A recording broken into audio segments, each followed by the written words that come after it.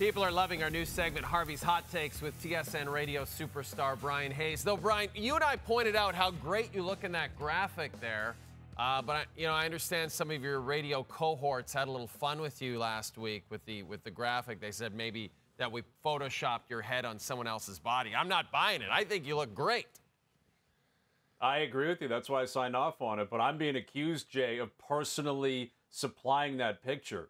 And I take offense to that because all I did was sign off on it. I didn't bring it into a lab, artificial intelligence, and mock that up to look basically the best I've ever looked. I think you look great in that picture as well. But TSN's got a problem on their hands now, Jay. We've created it because O-Dog wants to look like he's 180 pounds and basically in game shape again. Duffy was complaining about it.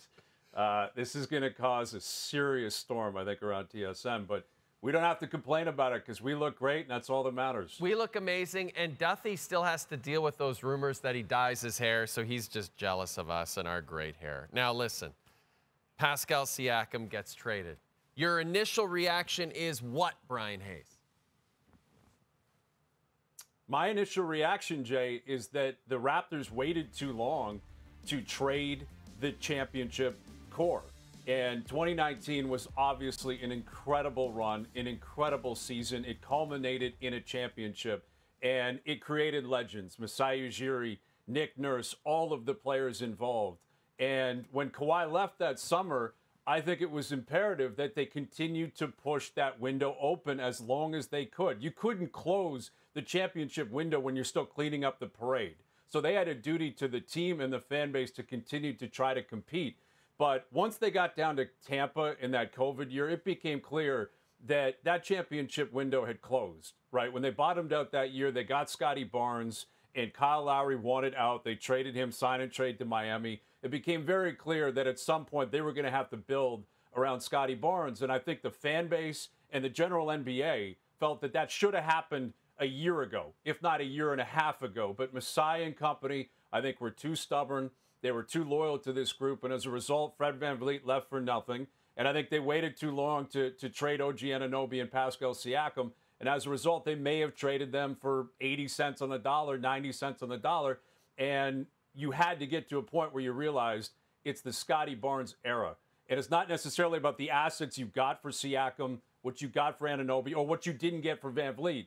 It's that you paused too long. You waited too long. And as a result, the fans are going to suffer here for a little bit.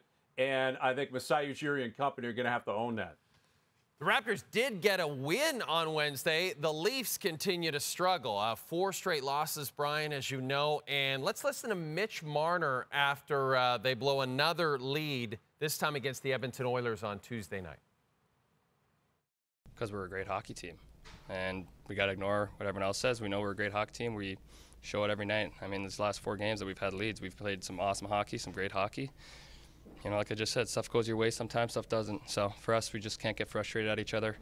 We know we're doing the right things. We're talking a lot, communicating well on the ice, off the ice, and it's going to come. So stay patient with it. Don't let anything outside of us frustrate us or get us, angry. Like, just got to do what we do. Do you feel frustration seeping in? No, but I think, a lot of people on the outside are trying to do that. So that's how it goes. For us, we know we're doing right things. Yeah, for a guy who claims to not listen to anyone on the outside, Mitch Marner talks about guys on the outside a lot. What was your reaction to those comments from Mitch Marner on Tuesday? My reaction was pretty simple, Jay. My reaction was that Leaf fans are not in the mood, Mitch. They're not in the mood to be lectured on how great this team is playing or how great this team is in general when they're watching it every single night. The Leafs have lost 4 games in a row, 3 of which were in regulation, all 4 of which they held a lead going into the 3rd period. And they found a way to throw away those points. They're 42 games into the season. This is not a great team. This is not a team with championship DNA.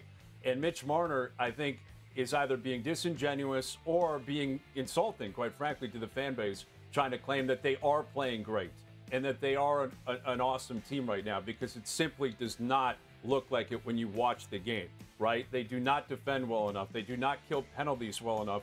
They blow leads at what feels like a historic rate. And there was also an element of I think immaturity in what Marner was saying, some petulance in what Marner was saying, stating that the outside world is trying to fluster them or is against them, whether that's the media, the fan base, or both. And I don't believe that for a second. The fans are incredibly loyal. They're incredibly passionate. All they want is to win. And fans can be fickle. Once you do start playing well and win games again, people will be right back on your bandwagon. And the media will continue to follow that story. They play the games. They create the narrative. And fans, again, have been along for the ride for a long time here with Marner and Matthews and the Shannon plan, et cetera. But there's a portion of the fan base that they need to be careful with here. And Marner in particular has to be careful with. The hibernating Leaf fan. The Leaf fan who said, wake me up in April. I want to see what you do in the playoffs. Yeah. You start poking at that cave and you start telling them, Jay, you may not make the playoffs. That is going to be a storm. They are poking the bear. They're playing with fire. Mitch Marner needs to just say the right things, play the right way, win games, and move on with your season. Leaf fans do not want to be lectured right now. The important thing is that they stayed away from Cowboys Casino ahead of their game against Calgary on Thursday night. We shall see, Bryan Hayes. Bryan Hayes, you should take just a moment to gloat a little bit because you fully believed in your Packers last weekend that they had a legitimate chance to beat the Cowboys. Not only did they have a legitimate chance, they absolutely mopped the floor with Jerry's team in Jerry World, and now they move on to the top-seeded 49ers. Are you still riding this Green Bay Packer Jordan Love wave, Hayes, or are you going in a different direction? Why not, Jay? Why would I jump off it now, right? I got to be honest, I'm a little bit concerned. Shanahan has owned LaFleur in the past. I was at the championship game, the NFC championship game back in 2020. I flew out there for the night. And they got destroyed. That was a bit of a depressing flight home. And the world shut down like 6 weeks later. So that was a tough one to experience. But I think they're playing with house money at this point. And how good was Jordan Love? How good was Aaron Jones? Oh, man. Yeah, San Fran, they're the 1 seed. They're expected to win. But go in there, put on a show, do what you can. I think last week proved that that's the beauty of sports, Jay. Anything's possible.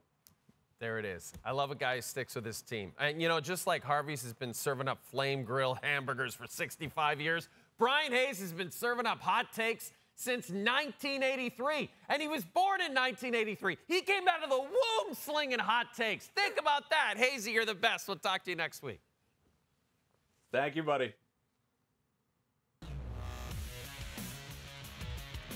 Hot Takes is brought to you by Harvey's. Flame grilled burgers topped your way.